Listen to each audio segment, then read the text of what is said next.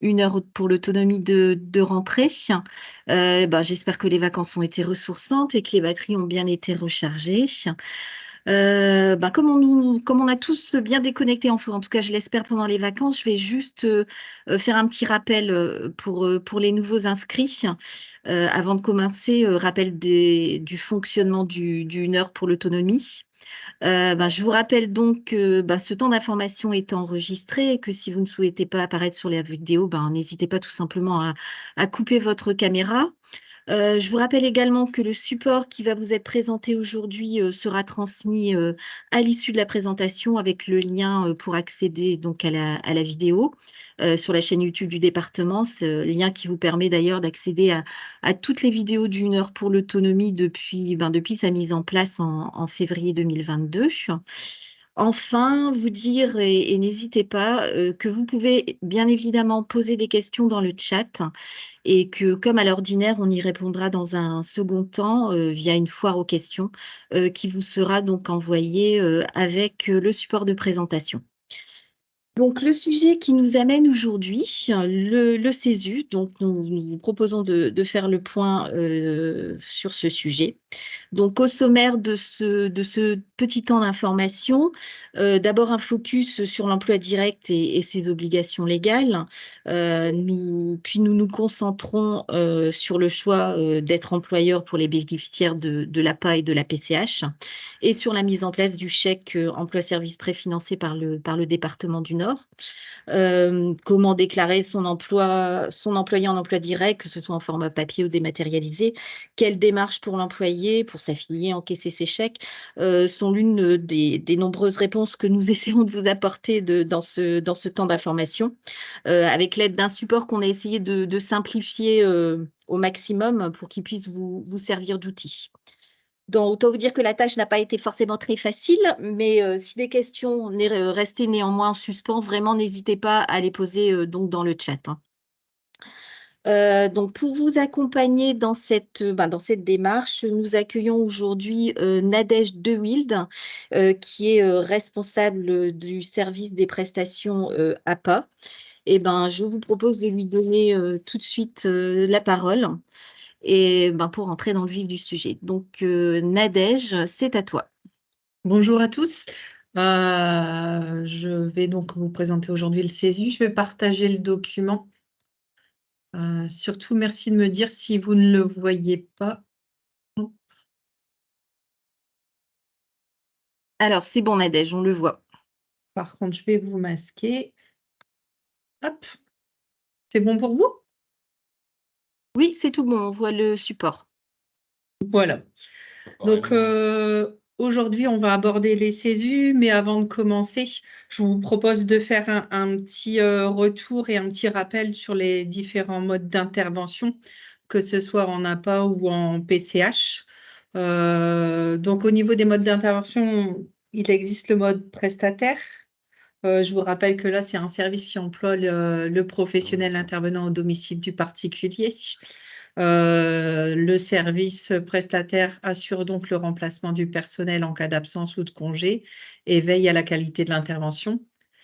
Il facture la prestation au service du particulier ou du financeur de la prestation. Second mode d'intervention existant, le mode mandataire. C'est un service qui propose à un particulier un professionnel de l'aide à domicile. Le particulier reste bien l'employeur de l'aide à domicile et le service mandataire effectue en fait pour le compte de l'employeur l'ensemble des formalités administratives liées à l'emploi de ce salarié. En contrepartie, le service mandataire facture des frais de gestion et d'adhésion à l'employeur. Troisième mode d'intervention existant en APA et en PCH, l'emploi direct. Et donc là, c'est le particulier qui emploie le salarié de son choix. Il est donc l'employeur direct du salarié qu'il déclare et qu'il rémunère. Il entretient une relation employeur-employé avec des obligations et des devoirs. Et donc, pour le compte de la PCH, vous avez l'aidant familial. L'aidant familial est une personne qui a un lien familial avec la personne aidée. Ce n'est pas en fait un salaire en tant que tel, mais un dédommagement de l'aidant familial qui est versé. Et donc, ça n'a lieu que dans le cadre de la PCH.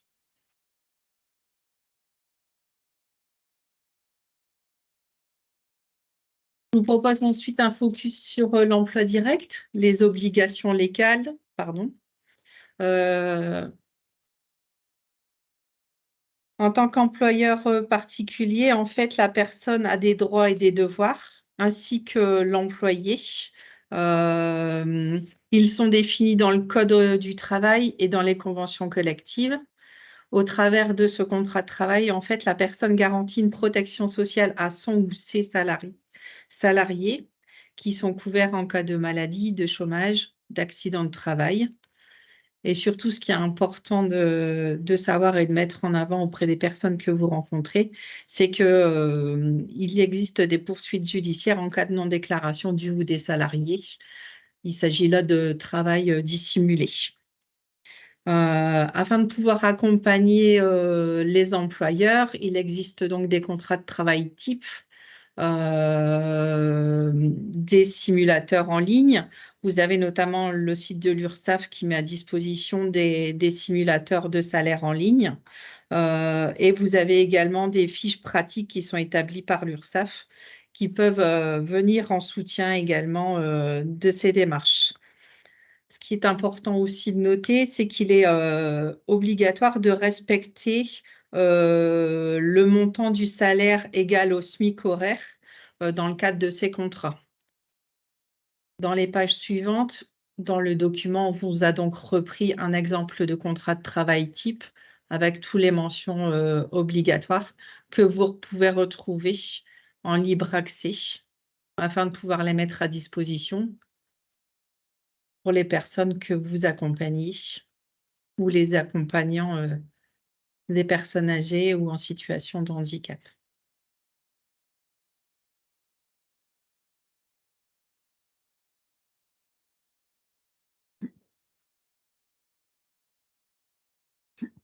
Ensuite, on vous propose de faire un focus sur le droit à la formation continue et le RAVI. Pour mémoire, chaque salarié, grâce à son employeur particulier, bénéficie de 58 heures de formation continue par an, et ce, entièrement financé. Le département du Nord a signé en 2021 une convention avec Hyperia. C'est une plateforme nationale de la professionnalisation de l'emploi à domicile qui vise à déployer des dispositifs de relais assistantes de vie dans le Nord. Son objectif est bien de permettre aux intervenants à domicile de bénéficier d'une formation innovante basée sur un échange, le partage d'expériences et ainsi développer des compétences pour mieux accompagner les particuliers employeurs de personnes en situation d'avancée dans l'âge ou de situation de handicap. Le salarié peut donc suivre une ou plusieurs formations afin de lui permettre d'adapter ses gestes et postures aux côtés de la personne aidée.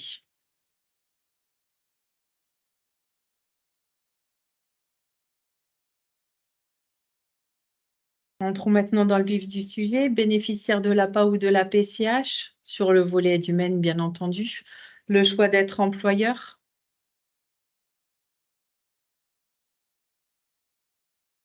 Juste quelques éléments de contexte pour que vous ayez une idée du contexte démographique dans le Nord. Au 31 décembre 2021, le Nord comportait 15 360 bénéficiaires de la PCH, 1 930 bénéficiaires de l'allocation compensatrice tierce personne. Les aides les plus sollicitées étaient l'aide humaine dans 83% des demandes et de l'aménagement du logement, du véhicule ou de l'aide au transport dans plus de 25% des situations.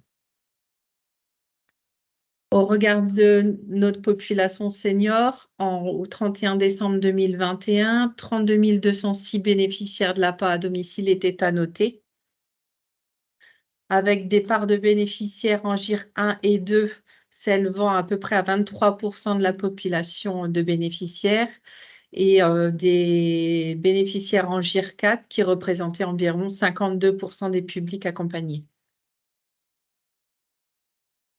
Le département est le département qui compte le plus grand nombre de personnes âgées en France et a une petite projection de l'INSEE. En 2025, dans le Nord, on aura à peu près une personne sur 4 qui aura plus de 60 ans et potentiellement donc 66 000 personnes âgées dépendantes.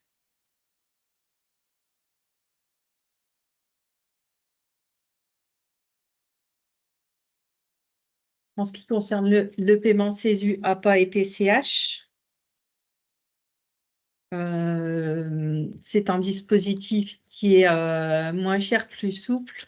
L'emploi direct à domicile d'un salarié pour s'occuper d'un proche âgé ou vivant en situation de handicap est une solution choisie par 10% des nordistes.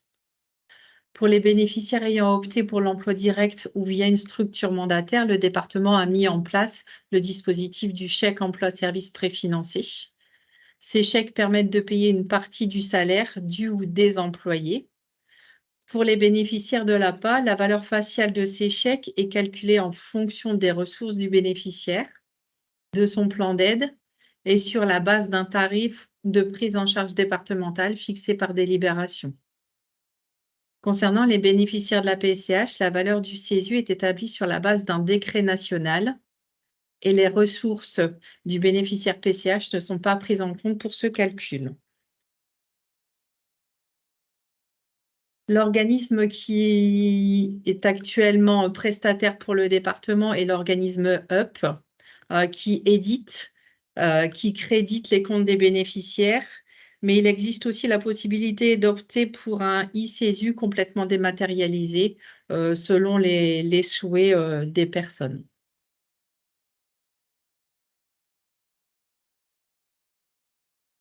Le CESU, c'est quoi? Le sujet CESU peut sembler parfois un peu flou pour les usagers, les familles, pour les personnes qui accompagnent. Aujourd'hui, notre but, c'est pas de faire de vous des experts en la matière, mais de vous donner des clés pour mieux accompagner, comprendre et expliquer ce dispositif aux futurs bénéficiaires et à leur entourage. Donc, le CESU, c'est une offre simplifiée pour déclarer facilement la rémunération d'un salarié à domicile pour les activités de service à la personne. C'est donc le chèque emploi-service universel. Attention, dans ce type d'intervention, le particulier devient bien un particulier employeur. Il existe 2 types de CESU. Le CESU déclaratif, qui permet de remplir les obligations de l'employeur de façon simplifiée. À titre d'exemple, ça peut être la déclaration d'un intervenant à domicile dont la personne finance l'intégralité de la prestation. Par exemple, une garde à domicile, une babysitter, etc. Concernant le CESU préfinancé, c'est un titre de paiement dont le montant est défini et nominatif. Il peut être proposé par des employeurs, mais il est aussi délivré par les financeurs tels que le département du Nord dans le cadre de l'APA et la PCH. À titre d'exemple, le CESU préfinancé pourrait s'apparenter à un titre restaurant qui comporte donc un montant prédéfini. C'est un moyen de paiement simple pour rémunérer les intervenants à domicile dans le cadre de l'APA et la PCH.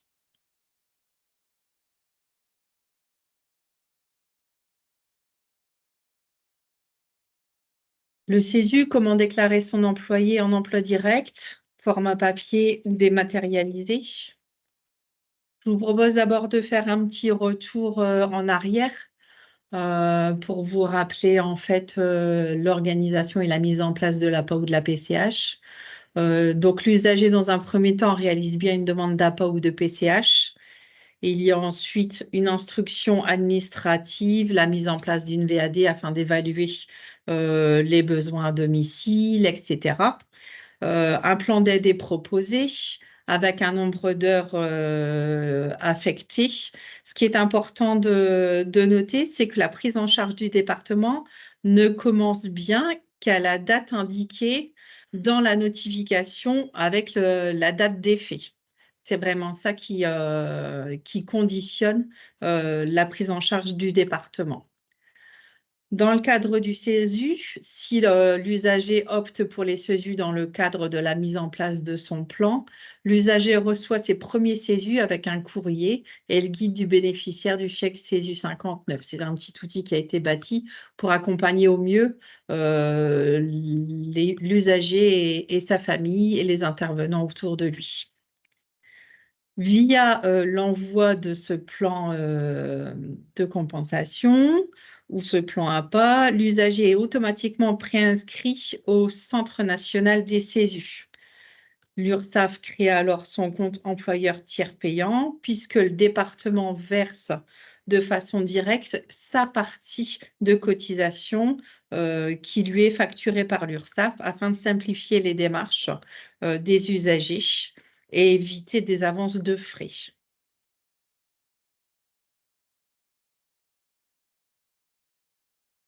Je vous parlais donc du guide du bénéficiaire. On a repris dans les différentes slides le format du guide bénéficiaire pour que vous puissiez voir à quoi ça ressemble si toutefois vous n'en avez jamais vu. Donc, vous avez ce petit livret qui est délivré donc lors de la réception des premiers chèques avec les coordonnées du département, de l'éditeur UP et de l'URSSAF. Et à l'intérieur, vous retrouvez en fait toutes les informations utiles à la mise en place avec les différents formulaires.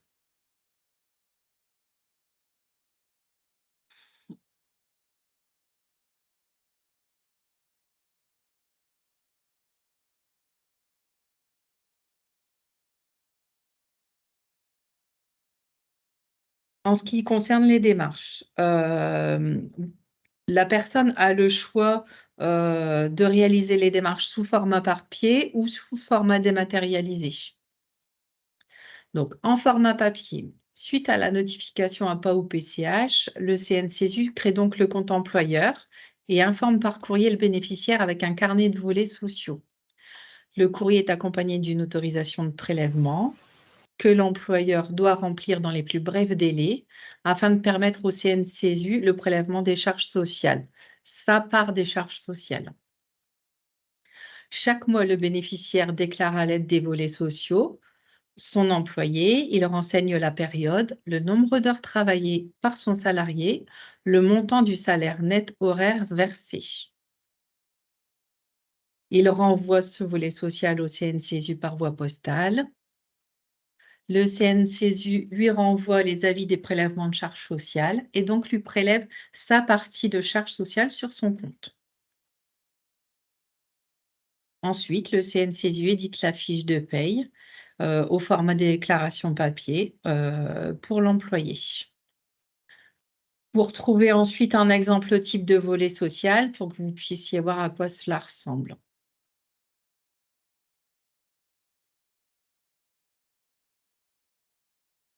Concernant les démarches dématérialisées.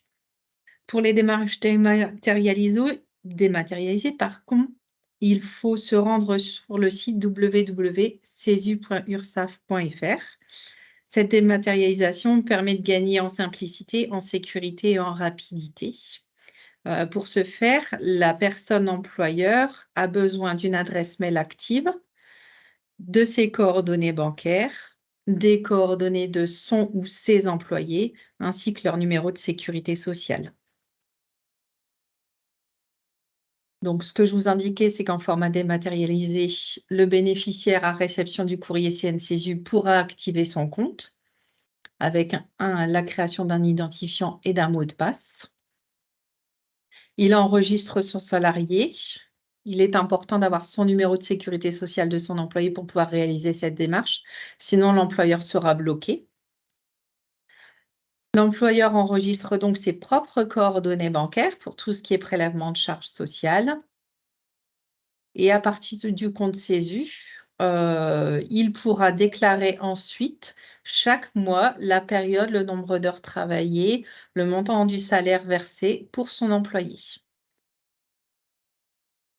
Le CNCSU renverra à la suite l'avis de prélèvement des charges et prélèvera sur le compte de l'employeur le solde des cotisations sociales. Il éditera ensuite la fiche de paie en fonction des éléments indiqués lors de la déclaration. Afin de pouvoir aider et accompagner dans les démarches dématérialisées, il existe des tutos qui sont très bien faits sur le site de l'URSSAF, que vous pouvez retrouver en ligne également sur YouTube. Si la personne employeur possède déjà un compte URSSAF, parce qu'elle a déjà une aide à domicile qu'elle emploie en dehors de l'APA et de la PCH, lors de l'ouverture du compte URSSAF tiers payant, l'URSSAF modifiera le compte existant de la personne en URSSAF tiers payant.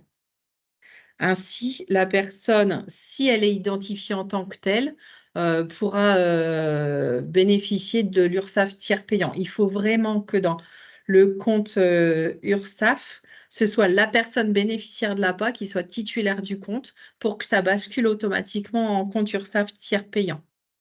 Parfois, ce n'est pas fait et à ce moment-là, il vous suffit d'appeler ou il suffit à la personne d'appeler l'URSSAF pour faire un rapprochement entre les deux comptes.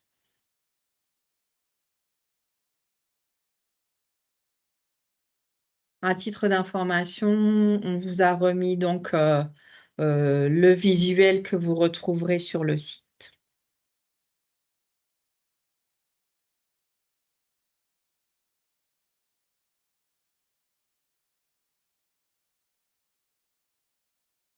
Concernant le mode mandataire, les démarches ne sont pas tout à fait les mêmes.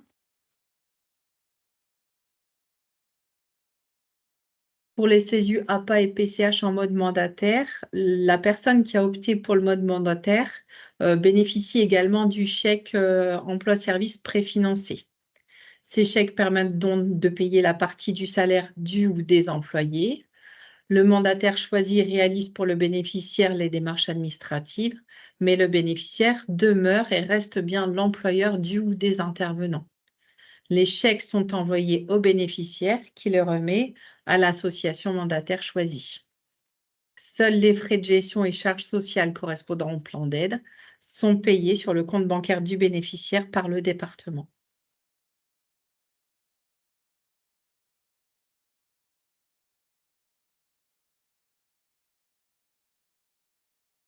Un petit focus sur les avantages fiscaux. On a régulièrement des questionnements sur les avantages fiscaux. Donc, les dépenses engagées pour l'emploi d'un salarié à domicile ouvrent droit à des crédits d'impôt généralisés. Ils s'élèvent à 50% des dépenses réalisées dans l'année, salaire net et cotisations sociales prélevées. Attention, il faut bien enlever la part du département, de la participation du département dans les déclarations. L'URSSAF fournit une attestation fiscale au moment de l'établissement des déclarations d'impôts des particuliers et vous pouvez, ou la personne employeur peut également aller sur le site CNCESU, télécharger une attestation. Sur ce site, vous pouvez également télécharger un historique des années précédentes au besoin.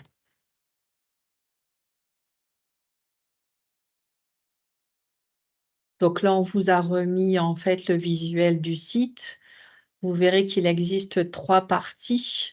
La partie orange qui concerne plutôt des actualités, qui est mise à jour régulièrement. La partie jaune qui concerne plutôt des données personnelles et tous les petits pavés carrés qui correspondent à des fonctionnalités, dont l'avantage fiscal, sur lequel vous pouvez retrouver les attestations à télécharger.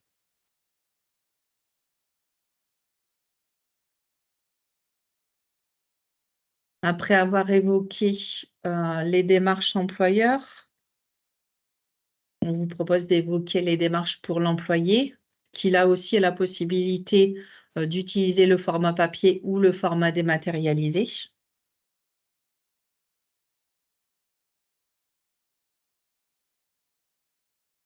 Donc, l'employé s'affilie au CRCESU. Il remplit la demande d'affiliation qu'il reçoit de son employeur en format papier et la renvoie au CRCESU. Il reçoit en retour un code NAN qui lui permettra de se faire rembourser des chèques CESU. Attention, en format papier, le délai est assez long. On est sur plutôt 15 jours à 3 semaines de délai.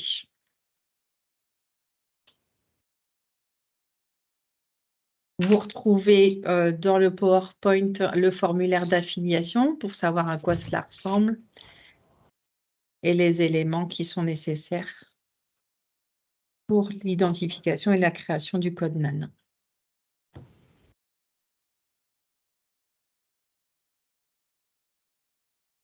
En format dématérialisé, le futur employé va créer son compte sur le site CRCESU. Il devra se munir de son RIB. Il obtiendra son code NAN rapidement.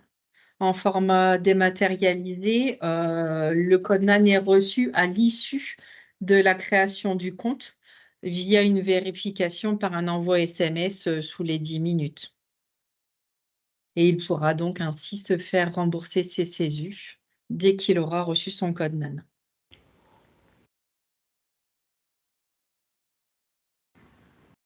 Là aussi, on vous a remis le visuel du site.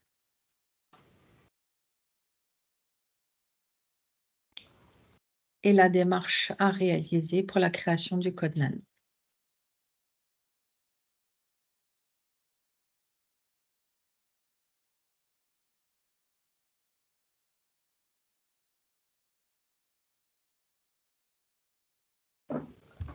Ensuite, pour encaisser les CESU, il existe donc 3 possibilités en fonction du choix de l'employeur et de l'employé. Si tous les deux font le choix du format papier, en fait, l'employeur remet les chèques papier à son employé, il les complète de sa participation par tout moyen de paiement à sa convenance. L'employé signe et indique ses noms, prénoms et code NAN au dos de chaque chèque. Il les renvoie par voie postale au CRCESU. Et ensuite, le montant est viré sur son compte sous les 3 semaines. Concernant le format papier employeur et dématérialisé pour le salarié, donc l'employeur, là aussi, remet les chèques sous format papier à son employé. Il complète les chèques par sa participation par tout moyen à sa convenance. Et ensuite, si l'employé a réalisé ses démarches de création de compte, il enregistre donc ses chèques CESU avec le nom de l'éditeur, le montant du chèque, l'année de validité et le numéro de chèque. Et à ce moment-là, le versement est viré sur son compte dans les 3 à 7 jours. Il existe aussi la possibilité de tout dématérialiser. Et là, c'est le particulier employeur qui opte pour le e-CESU. Il règle directement son salarié via son espace personnel sur le site de l'émetteur UP et les complète de sa participation par tout moyen de paiement à sa convenance.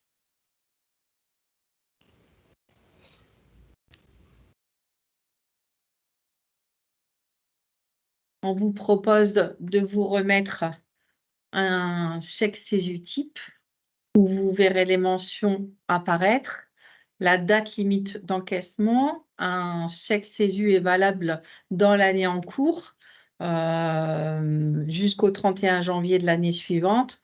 On est là sur une compensation mensuelle, une aide mensuelle pour compenser. Ce qui est important de vérifier, c'est le bon encaissement et la bonne utilisation des CESU. Vous verrez un petit peu plus tard dans le déroulé de ce PowerPoint qu'on en reparlera de l'accompagnement également des personnes par notre service dans ce cadre-là. Vous avez en mention obligatoire notamment aussi la valeur du chèque, puisque ça représente 1 heure ou 4 heures d'intervention en fonction du plan d'aide. Tout simplement parce que normalement, c'est un chèque 1 heure et que notre éditeur UP ne peut émettre que 50 chèques par chéquier. Donc, vous verrez qu'en fin de chéquier, souvent, si vous pouvez consulter les chéquiers des personnes que vous accompagnez, certains chèques sont de 4 heures, mais tout simplement pour pouvoir couvrir le plan d'aide. Il se peut aussi parfois que les personnes reçoivent 2 chéquiers parce que dans leur plan d'aide, en fait, il y a 2 natures d'intervention, une aide à la personne, ancien geste au corps, et une aide à la vie quotidienne, l'ancienne aide à la vie courante. Et que donc, comme il peut y avoir 2 personnes différentes qui interviennent au domicile pour ces prestations, 2 chéquiers sont envoyés à cette fin. Dans le cadre de ces CESU, vous voyez aussi également le numéro du titre d'encaissement qui sert pour l'enregistrement en ligne et les mentions comportant le nom de la personne bénéficiaire du chèque et le mois d'utilisation. Juste un petit focus pour vous rappeler que ce chèque est strictement personnel, qu'il est délivré pour compenser effectivement les besoins des personnes.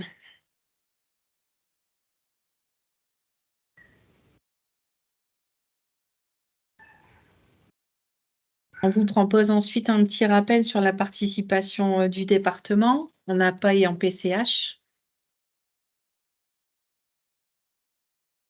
Concernant l'APA, en mode prestataire, donc la participation du département s'élève à 23 € par heure d'intervention. Concernant le mode mandataire, elle s'élève à 14,73 € par heure d'intervention avec une décomposition pour le salaire net, les charges sociales et les frais de gestion. Et en emploi direct, elle s'élève à 12,10 €. Là aussi, vous retrouverez sur la slide la décomposition. En salaire net, 18,15 €, les charges sociales, 3,95 €. Congés payés compris.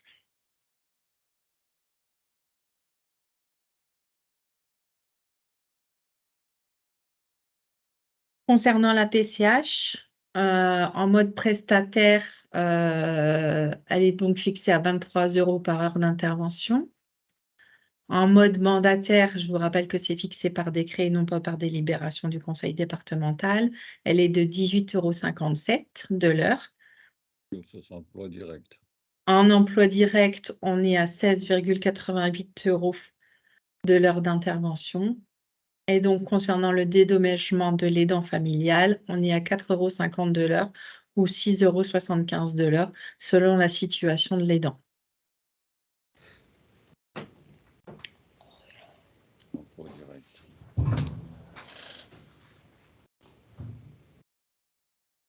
Les ressources pour être accompagnées, c'est un secteur d'emploi qui est structuré. Le département du Nord a donc une convention avec la FEPEM. Sur le site de la FEPEM, vous retrouvez des outils qui sont à disposition, tels que des contrats types, des simulateurs qui sont facilitateurs parfois pour la mise en place des CESU qui paraissent parfois complexes. Vous avez donc Hyperia, je vous en ai parlé tout à l'heure concernant la formation. Vous retrouvez aussi les coordonnées de l'IRSEM. Vous retrouvez également les coordonnées de particuliers emploi et de la Fédération des mandataires. Toutes ces structures ont un rôle facilitateur et elles proposent des outils. N'hésitez pas à aller jeter un coup d'œil ou proposer aux familles et aux aidants d'aller regarder ce qui s'y trouve. Elles sont présentes aussi pour certaines dans les négociations avec les pouvoirs publics.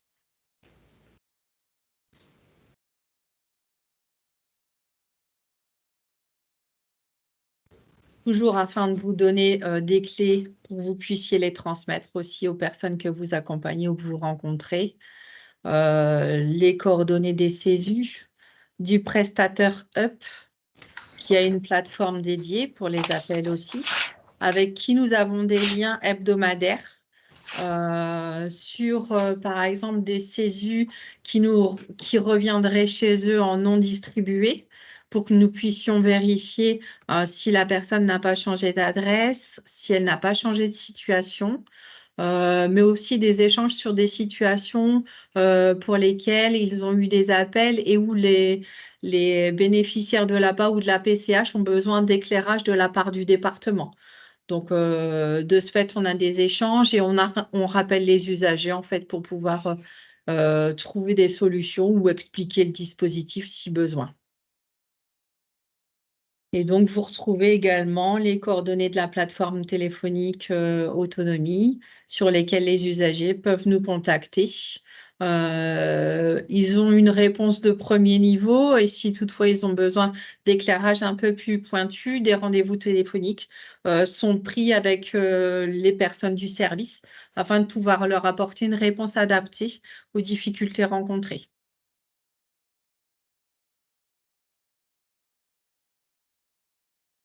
Et là, je voulais juste vous présenter le service. Donc, on est un service de 13 personnes, donc moi-même, Nadège de Wild, 2 encadrants techniques et 10 instructeurs qui ont des missions très différentes en fait, qui sont plutôt centrées sur l'accompagnement et le suivi pour certains, avec tout ce qui est aide technique, aménagement de logement, mais tout ce qui est aussi enregistrement de changement de situation sur les dossiers de demande d'aide, avec l'enregistrement des décès, des entrées en établissement. C'est aussi notre service qui réalise le paiement des hébergements temporaires, le répit, les hospitalisations de l'aidant. Et on a un volet, alors avec un mot qui n'est pas très joli à mon sens, contrôle d'effectivité, qui est réglementaire, qui nous oblige et qui oblige les personnes à utiliser de façon effective les aides apportées par le département dans le cadre de la compensation. On leur demande de justifier les dépenses, mais cette mission est aussi l'opportunité pour nous d'entrer en contact avec les familles et les bénéficiaires qui parfois rencontrent des difficultés. Je pense notamment au CESU. Lorsqu'on lance les contrôles d'effectivité CESU, en fait, on peut voir facilement si les personnes utilisent les CESU ou ne les utilisent pas, ou les utilisent partiellement, ce qui nous permet d'entrer en contact avec eux et de voir quelle est leur difficulté et pouvoir remailler ensuite avec nos collègues EMS en territoire pour voir comment on peut accompagner au mieux la famille et les aidants, l'entourage de la famille, surtout à la mise en place des CESU. Voilà, donc c'est vraiment aussi une porte d'entrée qui nous permet aujourd'hui d'accompagner les familles et les personnes sur le dispositif CESU lors du contrôle effectivement de l'utilisation de ces CESU. En général, dans le cadre des contrôles d'effectivité, on se rend compte qu'il y a une bonne utilisation en fait des prestations et qu'il y a un besoin parfois d'explication, d'accompagnement sur les dispositifs. Et c'est pour ça qu'on se met à disposition aussi des familles et qu'on fait le lien avec nos collègues sur le territoire pour accompagner au mieux les usagers et leurs familles. Voilà.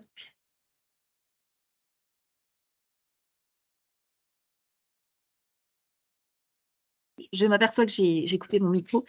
Du coup, sur la dernière slide, de juste préciser qu'on vous avait mis un lien aussi pour retrouver un certain nombre d'informations sur le site lenord.fr en matière d'accompagnement des usagers pour employer une aide à domicile.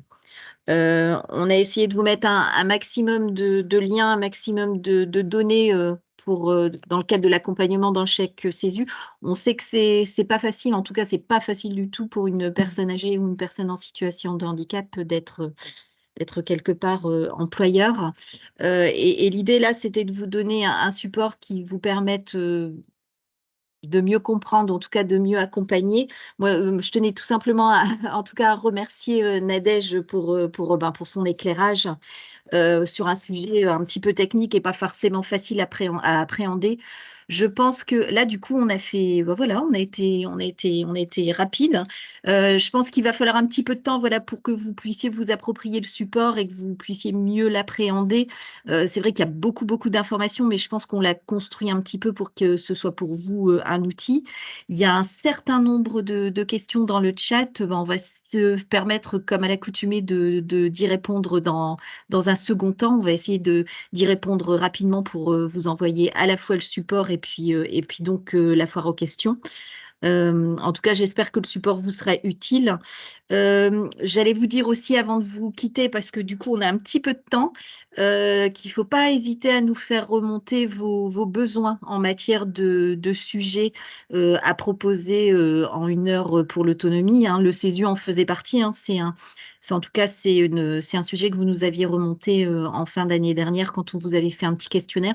Je pense qu'on va peut-être vous renvoyer peut-être un petit questionnaire aussi, ce sera peut-être plus facile, mais en tout cas, vous avez nos coordonnées par mail et n'hésitez pas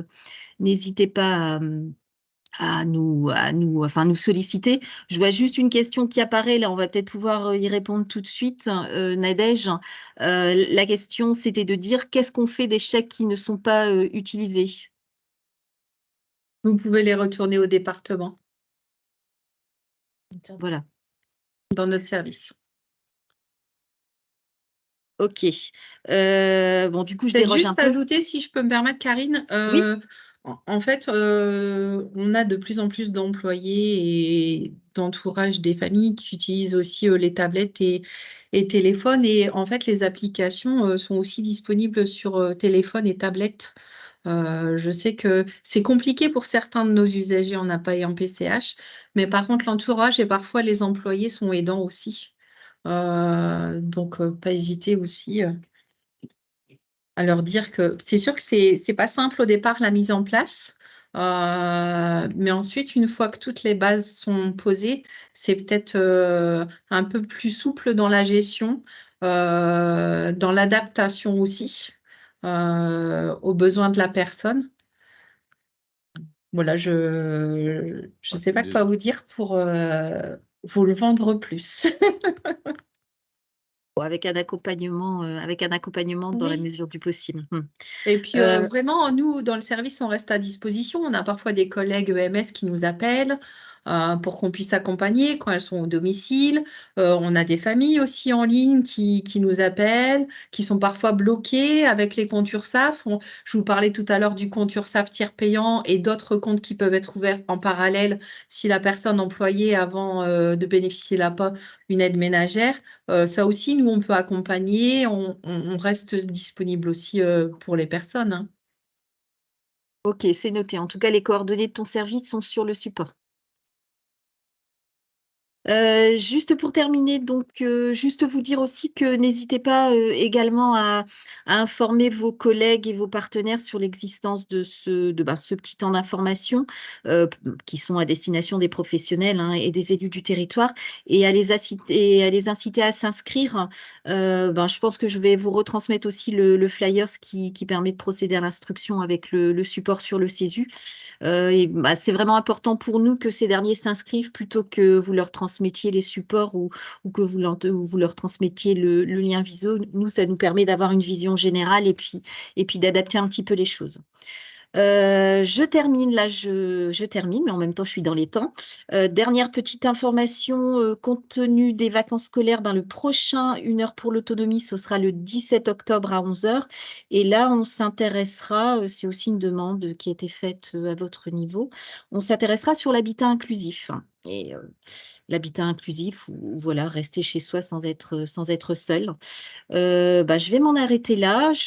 Et puis, je vais vous souhaiter une bonne journée et du coup vous dire à bientôt et remercier encore Nadège pour sa présentation. Bonne journée à tous et puis bien